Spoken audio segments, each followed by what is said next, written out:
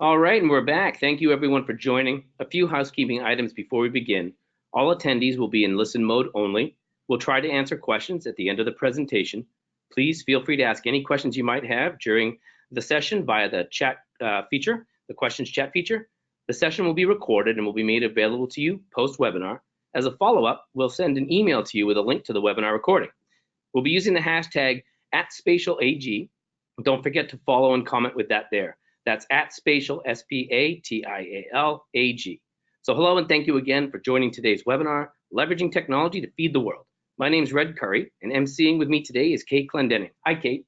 Hey, Red. How's it going? Good. I'm excited about what we've got to talk about today, so maybe tell us a little bit about what we can expect from the conversation. Of course, in a world with a growing population and a changing environment, accurate, timely information from the farm is crucial to ensuring food security and sustainability. Fortunately, today's mobile technology enables organizations to understand ground conditions that cannot be gleaned through satellite imagery or even remote sensing.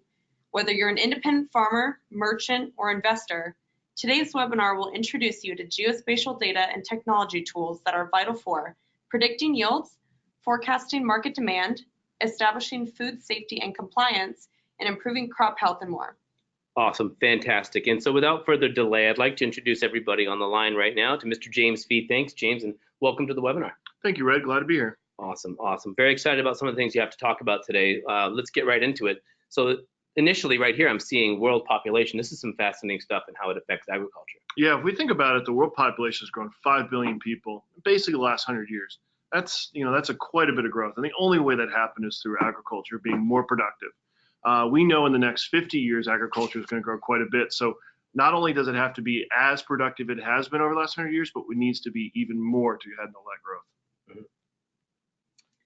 Yeah, James, and with that extreme growth in population, the agriculture industry needs to be prepared to produce for a surplus of people. So what are some real world examples of impacts from not having that accurate data? Yeah, I mean, you can't even just turn on the news these days without learning about these things, whether it's weather, it's about diseases, it's about strife, wars, global warming. I mean, we can go down this list. There are so many impacts upon agriculture these days. Right, one of those that we saw too was the flooding from the Mississippi and Missouri River, and those farmers weren't prepared to track all of their crops and animals, everything that could have been impacted. Yeah, it happens all the time, and even in China with the pig flu, the swine flu, it just impacts countries at such a scale these days that you really have to know what's going on. I'm really interested by the stat that I'm seeing right here, right now. One U.S. farm feeds 165 people annually in the U.S. and abroad. Talk a bit about some of that, what you think thoughts there are. Yeah, I mean, that's you think about how big, we just talked about how big the population is of the world, and then we break it down to one farm only feeding 165 people. That's a really small number. Right. So you think about how do we grow, almost double population in the next 50 years. These farms are going to really have to start producing to make that happen. Right, and 165 people, it's not a lot of people. Yeah. So let's talk about technology in agriculture and how do we improve those efficiencies to get things done right and make things, how does the farming industry tackle that? Yeah, I think so. Agriculture is one of those industries that really, truly has been transformed in the last 25 years. We can look at things from GPS being on almost anywhere, right. Satellite imagery, drones, Internet of Things, almost every sensor that you can imagine, whether it's on soil temperatures or it's how much water is being used. They're everywhere. And really, technology has embraced these things because they do want to know real time what's going on. Wow. Data from machines. The data from machines, that's pretty sophisticated stuff. Getting them on the machines, the technology it takes to build them, to create it. Share a little bit of your thoughts on that, how they're using machines right now to reduce those costs. Yeah, I mean, the big thing about this is really, I mean, you think about companies and how they're working with this, is there's just sensors on these things. Almost anything that goes around out there, whether it's a tractor, whether it's a pickup truck, they all have sensors. Everybody can track exactly where things have been. We know exactly how much water has been put down per acre. We know how much pesticides have been put down, so that people really can keep track of this stuff. And that is the really the really important thing. But there's the other side of this is how much information is coming out of these things. We're almost at information overload with these sensors. It's almost, how do you even get a hold of all this information coming down? And make sense of that information, the data, and how do you report back to the leadership or the people making decisions that need to be able to supply more in the field, right? Or provide more of those sensors and more of those machines and more of that quality stuff. So Kate, data from the sky, satellite and drone technology can collect real-time data. Talk a bit about some of that. That's pretty cool. Yeah, I mean, we were just talking about satellite imagery and we were talking about drone imagery. It's really big impacts. I mean, we talk about like the 1,000-foot level. How do we look at a whole farm, right? When you're on the ground, you can see pretty much what's around you, maybe a quarter of a mile away. But when you get a satellite image, you can see the whole farm, the whole area. Really gives you that big picture. Not only can satellite imagery just show us a picture of what's going on, we can run analysis on it to look at what crops are being used, how much of particular crop area is being leveraged. We can use drones to basically get a live view. We're going to talk about a little bit later about security. We can look at fences. We can send teams out there. We talked about flooding. If my land is flooded, how do I get out there? Well, you can get in a boat, but sometimes it's easier just to send a drone out there to look at this stuff. So in the last, I think, 5 years, we've really seen drones really get in this industry, and people have really leveraged it. And to that population thing we talked about in the beginning, with needing to find more places to grow, more places to build, more places to do things, as that population grows, getting that view from the sky is also important, right? To see where we can go and how we get there. Yeah, I mean, it becomes, as people, as population grows, people move into what used to be farmland. Right. So you get this patchwork quilt of existing previous farms, and then cities encroaching in on them. So it becomes a little bit harder to manage it when you have a contiguous space where hey, I've got a huge farm and I've got this big area, versus I've got this farm, a mile away, a mile this way, nothing's connected. You need a way to see that picture, and that's where really the sky comes in. And it also sounds like you're talking about some of the encroachment that other industries, or the impact other industries have on the agriculture industry when you're putting up wind farms and things like that, and taking over space for potentially growing more food. Yeah. Very cool. So here we have data from the ground. Yeah, so even more micro than that is data that you can get from the ground that can't maybe be analyzed by machines or from the sky.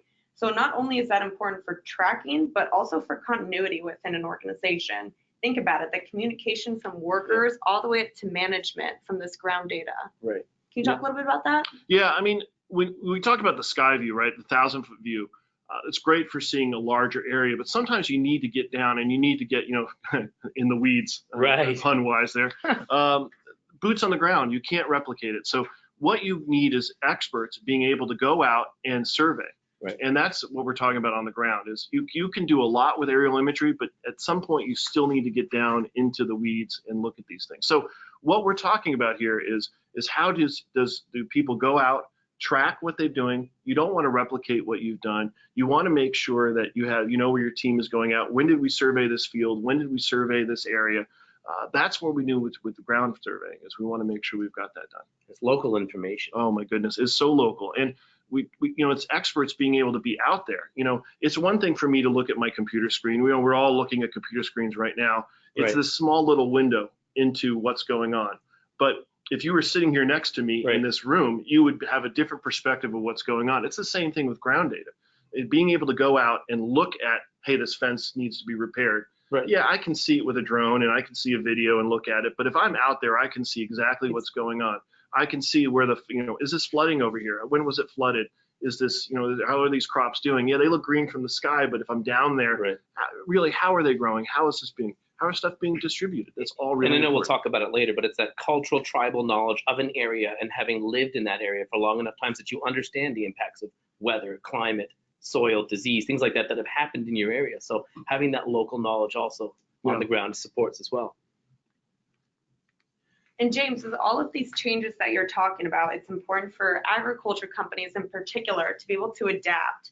So it looks like there's an increasing amount of companies that are ground collecting data for their business intelligence. Yeah, I mean, agriculture really has transitioned from this, one large farm, everything is self-contained. We do everything to larger corporations, and they don't even have to be corporations. They can be larger organizations managing workforces across different areas. And we're talking, across the street, Right. across the county, across the state, across countries. So they need to be able to manage this workforce. As they're doing surveys, how do you have people go out and manage these things? How do you know that somebody has gone out here, across the street? How do you know somebody has gone out the state over? Managing that is really where agriculture has changed over the last probably 10 years. It's bringing people closer. Yes. That's right. And would you mind giving us an example of a real company that has adapted to this ever-changing environment?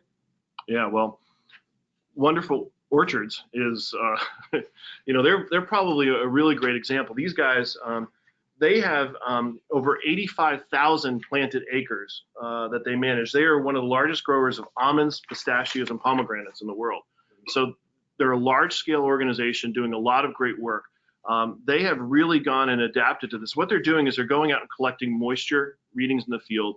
They send staff out there to go ahead and look at what's going on, make sure that this stuff is being done correctly, and manage it. As you can see, there's a great quote on here. I won't read it to you because you guys can see it, but this company has done a really good job about having them to see the picture of what's going on. Safety inspections of what's going on. Portable toilets are all out there. Right. For the staff out there, they want to make sure that they're not leaking, they're not causing problems.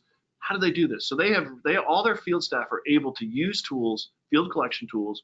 They're experts. They understand the land that they're on. They understand the crops they're harvesting, and going out there and being able to do those surveys and track it and get that information come back real time. And it's hard to get people sometimes to adopt new technologies when they're comfortable with what they're comfortable with, right? Like we talked about paper and pen and being able to move to the mobile device and getting people comfortable with new technologies. And I think this was a really good example when you say of seeing how adopting a new technology was successful. Folks were really excited about it, had an opportunity to get in there and try something new to help them do their jobs. Yeah, I talk a lot about it as workflows, right?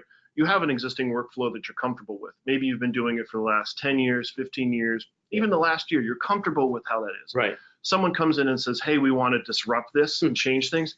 Disruption sounds really great if you're in the technology space, but if you're actually a doer, disruption is bad. Right. You don't want to have your work disrupted. So that's what's so great about this customer is they were able to replicate what they were doing with pen and paper digitally, and their staff was able to absorb it, to use it, and go out and now become even much more efficient because they're no longer having to have that legacy system. And the fear of using the tool and not being able to do the job was out the window. I mean, that's fantastic. That's great. So factors that are impacting the industry. Yeah, so in addition to all of these impacts that we have on the screen for agriculture, how can data collection be tailored to any business? There's a lot of different kind of businesses in the agriculture industry, and there's so many factors that can play into it. So how can data collection be tailored to any of those?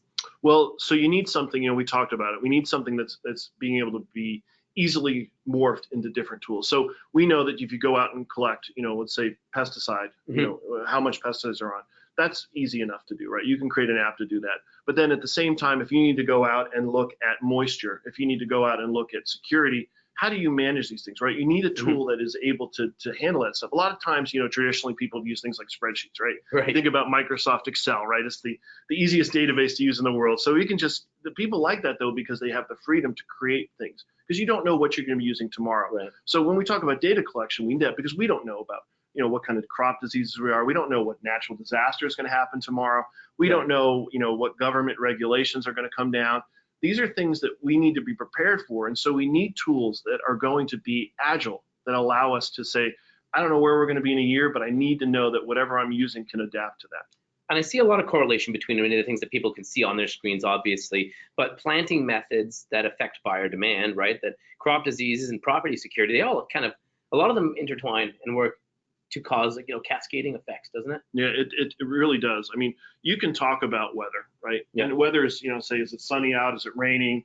Those are all things, but even sunny or rain effects, too much sun can affect things. Too much rain can affect things. It's what's the price I can get for something? How can I get it to market? All these things. So it really is all, as you said, integrated into the systems. And like you said, James, it's important to identify these factors, but everything that comes from it, the analysis and the business decisions that you can make from looking at that, you can start determining market prices and identifying your buyers and sellers. Right. And how are we going to increase our efficiency to support that demand? Especially with the 165 from the stat in the beginning, right? As Right. population grows. Yeah, we know. I mean, that's the thing is we know population is going to grow exponentially. Right.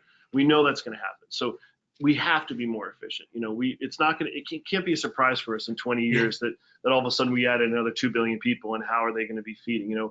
Famines and these things. People are moving into cities. They're moving into urban areas, and they're no longer doing self farming. They don't go out and they have to buy them somewhere. So these farms have to be there and be ready to do this. And in order for that to be reality, right, it's the field collection goals. It's a process to make that right. So what are people looking to do how does technology impact those field collection goals? Right. So, what we first want to do is we want to centralize this. And by what that means is we want to have one repository that we know we can go to. Right. Biggest problem we do with technology is we bring in 5 or 6 different apps that do 5 or 6 different things. Which app do I open up? We all have the smartphones with pages of apps that we can't even remember which one we're supposed to get right. into. It's the one thing for every one solution. But yes. No, I mean, everybody usually does 1 or 2 things right. Right. We talked about how these things are all interrelated. So the fact that I have a weather app and it tells me that it's 82 degrees out on the farm today, that's great. But how does that affect everything else? What does it affect my water consumption? So we need to make sure that when we collect, that we centralize it, that we know we have one, a record of truth, that this is where I go, and whatever this thing says, this is correct. And it goes to the reporting side of it too. Yes. So if it's centralized, it's easy for other decision makers within a business who aren't right there to be able to make decisions in advance. Yeah, I mean, one database. I mean, that's really what we want to get to. It's not always easy to get to there, but that's really what you're shooting for. So I know that I can go look there. I can open this dashboard up, and know that. Next thing you want to do is we talk about workflows, right? That we want to streamline how data is collected. We can't make this too complicated. Right. If there's this app and it requires 5 days of training for every person, they're just going to look at it and go, I'm going back to Excel. Yeah, this is not happening. Where's my notepad? I'm going to go for it. So we want to make it easy. We want to make it streamlined. You don't want to have to go in the field and collect 40 different items. You don't want to have to be analyzing drone or satellite imagery and have to say there's 50 fields that I need to fill out here. No. We want to make a lot of this automated. And we can do that with computers. Right. Computers can know that, hey, if X, Y, and Z happens, well, then we need to update this field to this other thing. And we can automate a lot of that stuff to make it easy on that. And the data that you collect can help feed the information to give you some sort of advanced knowledge about what's coming, right? So you can train the computers, you can train the devices, you can train technology to help you in your process. Yeah, the machine learning, that's so important, and it's everywhere these days, and it comes down to this next one, simplify, right? Yeah. So what you want to do is you want to have computers do the hard work for you. You don't want somebody, as we said, to be in the field having to pull out a calculator and do calculations. I have a pool guy that comes and does my pool every week, and he's always out there with a calculator. Yeah, I don't want you working on my pool. I'm like, this is not rocket science. Like, there's things that you can have to make your life easier, but he's used to doing it one way, and that's okay. But we want to simplify this, right? We want the people to go out.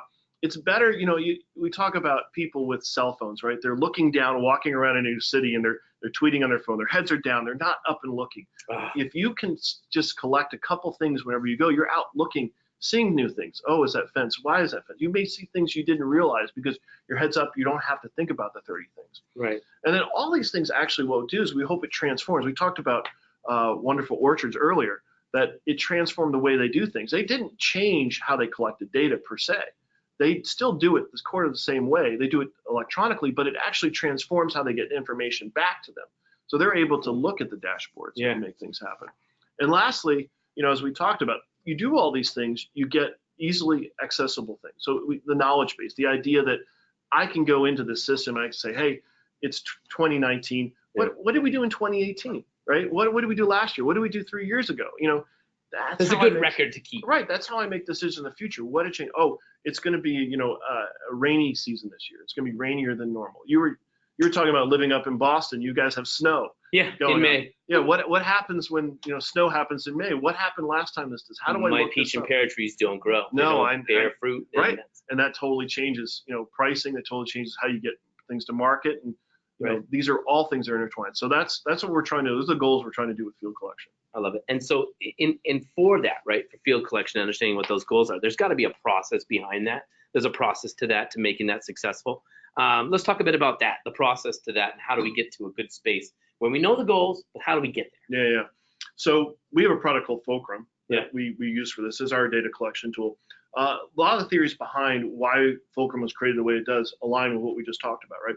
We want to create, we talked about me creating unique apps. We call them apps or forms. We don't know what we're going to be doing in a year. We have an idea, okay, we're going to harvest corn, but we don't know how, we don't know what the impacts are. So we want to be able to easily create forms, be able to update them, because I just don't know what I'm going to do. I don't want to be locked into something. Customization. Right. How many times have you used an app and there's fields that you can't even remember why someone created there, and someone says, hey, put a 0 in that field. It doesn't mean anything because you can't modify it. Yeah, or even how often you have to update your technology, or how often there's an update to technology on your mobile device, or whatever it is. Even if it's on the machine, how often do you have to update it, right? Because things change, things grow. Yeah, so you want something easy to update, right? You don't want to be locked into you call it in the gaming industry on the rails, right? You can't go off and do something fun. You're like, look down that street, I want to go there. No, you have to go this way. We also want to be able to collect data on or offline, right? We talked about farms. 29% of farms have no access to the internet. That's a pretty high number. That's a huge number, especially when you have a huge population. Right. So if you're out in the field and you have a data collection tool that requires you to be connected to the internet, you're SOL, right? You cannot get things done. You have to. So how do we do data collection? So we allow data collection offline, so you can go out there, collect everything, text, photos, GPS points, videos. Yeah. You come back on the network, it automatically gets up, and the staff back in the office sees all those updates. And just making it easier. We talked about that a lot of people, I wouldn't say they fear technology, right? But they worry that technology makes their lives more complicated. You're comfortable with what you know, and if you're in a process to do a job, having a tool get in the way of doing that job is sometimes when somebody goes, well, why would I change from what's already working for me? But maybe it's that education to what could work better, what could help the process. Yeah, I mean, I just this weekend we installed some automatic door locks in my house, and I could tell, hey Siri, lock the front door. My wife goes, can't you stand up and walk 10 feet and close the door yourself? And but then I come over and say, Siri, unlock this door, and then run. Right, but in a way that you look at technology trying to solve a problem. Yeah, I'm excited about it because it's enjoyable, but it doesn't really matter, right? Is it making my life easier? Probably not. But it's kind of cool to tell somebody to lock your doors. It's the same thing with data collection. You don't want this tool that has all these bells and whistles that requires you to spend an hour to collect a data point because it has to be done a certain way. That's not interesting to you. So being able to do it really easy, as we said, it's like I imagine doing data collection with a pen and pad, right? That I'm out there and I can write a bunch of things on a blank piece of paper and have it there. You want form data collection the same way, that I don't feel like I'm stuck in this narrow way and I have to do it this way or it does. Because you never know when you go out there, will you be able to collect everything. Right, and for the folks on the line, just so you know, you can get into James's house with his Siri commands and make yourself a cup of coffee. All right, so let's go down here and check out the collecting and leveraging information and talk a bit about how that's making things easier and transforming how companies do business. Yeah, so we've talked about a bunch of these, but I think it really is important to go over this again. I mean, speeds up the collection process. We talked about real-time data. Mm-hmm. It's one thing to have a sensor out there, says every 5 minutes it tells you the temperature of the soil. That's real time. But sometimes you need, as we said, you need to go out and do field verification. So you want to have things that can leverage the speed of collection. So make it easier.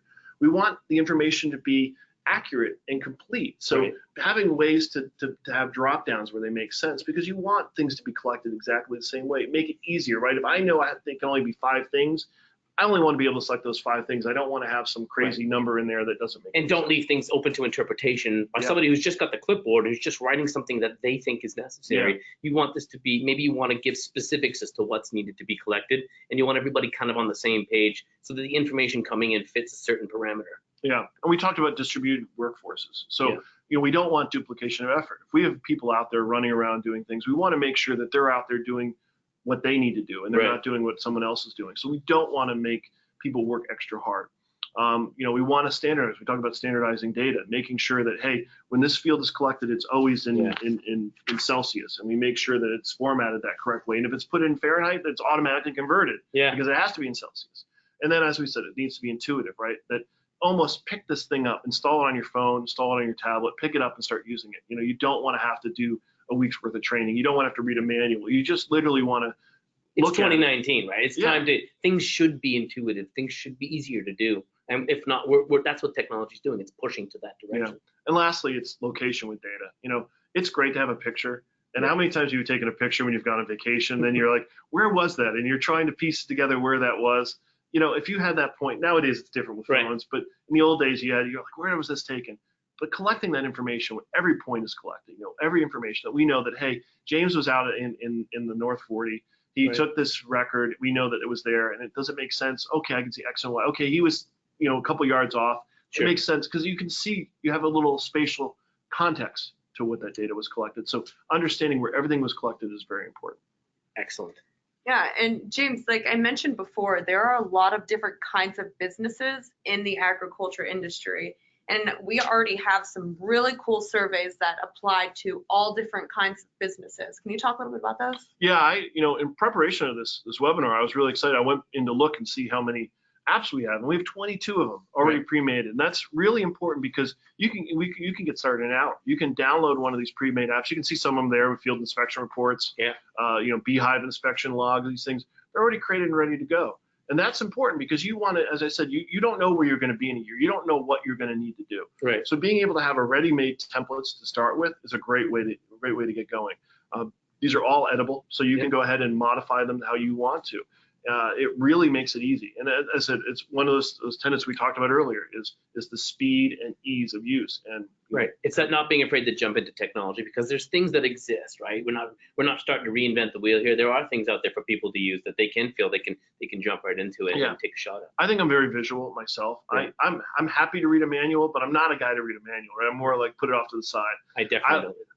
That's what's nice about having these templates is you may not know how to create a template starting off, but if you know about an agriculture survey and you can open up a template and get started with, you can already see how it's doing. So Awesome.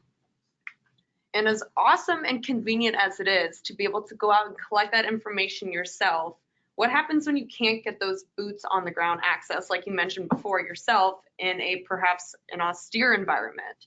What are the benefits of having a local professional collect that data for your business? Yeah, we talked about this a little bit earlier that, when you go out in the field, you have local knowledge, right? Mm-hmm. And so I'm on a farm, I understand what's going on, but we talked about outside influences on farms. So encroachment issues, these kind of things. So it's nice to have a team that's available that can go out and say, what kind of survey, what's going on? What are encroachment issues for me as a farmer? Maybe I'm doing certain kind of crops and I want to know what other crops are around me because of cross-pollination, all these other kind of things. Right. I want to know government regulations, what's going on. I want to know where growth is happening in the cities. Maybe, those are very simple things, here in the United States, but what about if I have overseas properties and I don't know anything about, I'm looking at investing overseas, how do I know, what's going on in those areas? And so having people, what this product is local data collection by experts in those areas with tribal knowledge that are able to get this information for you, and it's readily available. And it can be, we were talking about, I think earlier, about all the different things that impact, all the different impacts on the different industries that can impact it, right?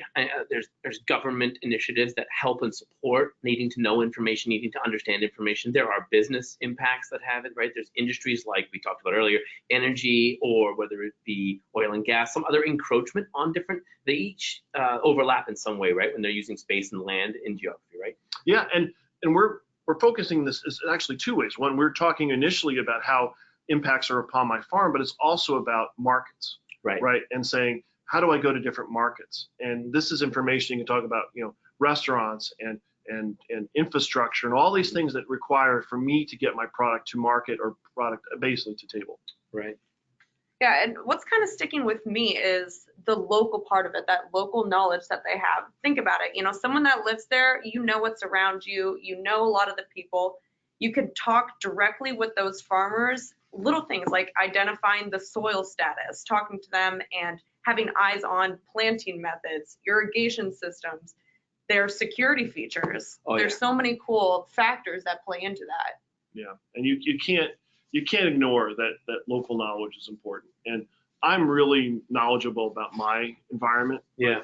Once I get away from my quote unquote neighborhood where I work or where I live, I'm not an expert. And so it's nice to have that.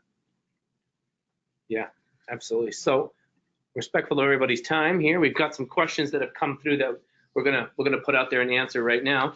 Kate? Yeah, it looks like a really cool one came in, and I just want to preface it by saying, it's great to have the knowledge of farms and crops in the local area, But James, a cool question came in asking about how can logistics of food distribution and transportation be improved, and how does ground truth support those unknowns? Yeah, so, we talked a little about flooding, right, earlier, the Mississippi, Missouri River flooding. That affects, maybe if your farm isn't necessarily impacted by the floods, right, it's still impacted by transportation issues. So knowing, Google Maps is pretty good about telling you what streets are closed with things. I mean, it's pretty, but it's almost like it's disconnected from your data. right. That's where this is important, is being able to bring this kind of information in there. So Yeah. what I think is really important is the analytics on this. So we talked about the fulcrum, the foresight data coming in, is being able to say, okay, what's the impacts on transporting my goods, whether they're air, whether they're trucks, right, rail, to a certain area. And then once it's there, I mean, if I'm selling to, we just talked about Boston. If Boston is frozen over because of right, snow, what does that mean for my strawberries coming in, kind of stuff. So, it's about, analytics on this. It's about transportation routes. It's all these things. And so that's what's really interesting about this. And there's a lot of technology out there to support. And that takes me to the next question that just came in. And that's really interesting that you say that. But it is sort of, what are your thoughts on food deserts, inner cities, and the effect they're having on city demographics, infrastructure, atmospherics? There's a lot going on there around that. There's the technology to support that as the future, as we grow. Well, we talk about all this big growth of population, and cities are literally popping up. Million people, million. I mean, you can't look at China or India without seeing. They're mega cities. They're top to bottom. And they're the cities that are being created from scratch, and they're being created from scratch where? On farmland. So basically, it's an interesting concept is you're having a city being generated in farmland that becomes a desert because you pushed the farmland so far away that you're not self-sustaining anymore.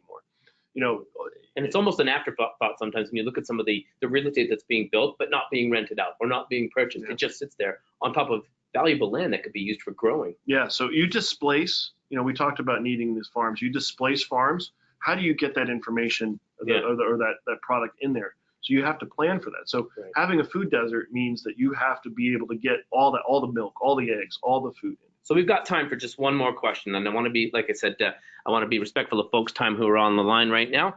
So what's the next one we had that we can go to? And we will answer all the other ones that came in through social media, and we'll get those out to you, and we'll continue this conversation there on social media as well, so you can follow us there too. So Kate, what's that last question? Yeah, so for one more last question, looking at, going back to the beginning, this crazy increase in population, what are the steps that the agriculture industry is taking for small factors like food security, whether that's from pests, climate, human interaction, a growing population?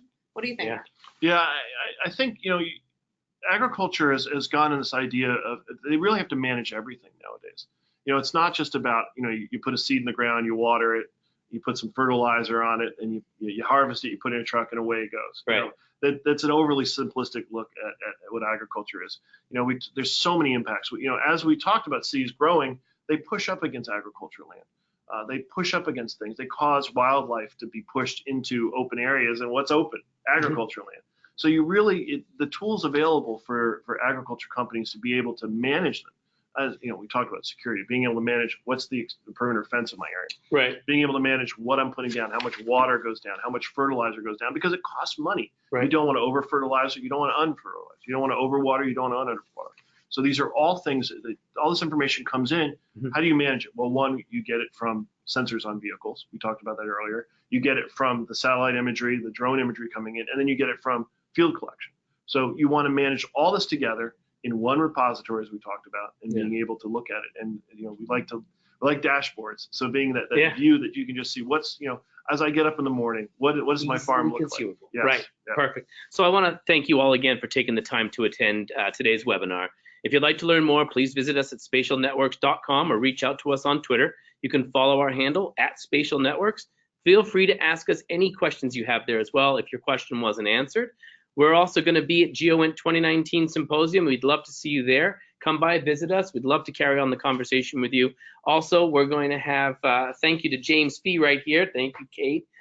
Thank you, everybody, for helping put this together today and for providing insightful information to the attendees on the topic of leveraging location data in agriculture. And again, thank you all. Thanks, everybody, for joining. Thanks, Red.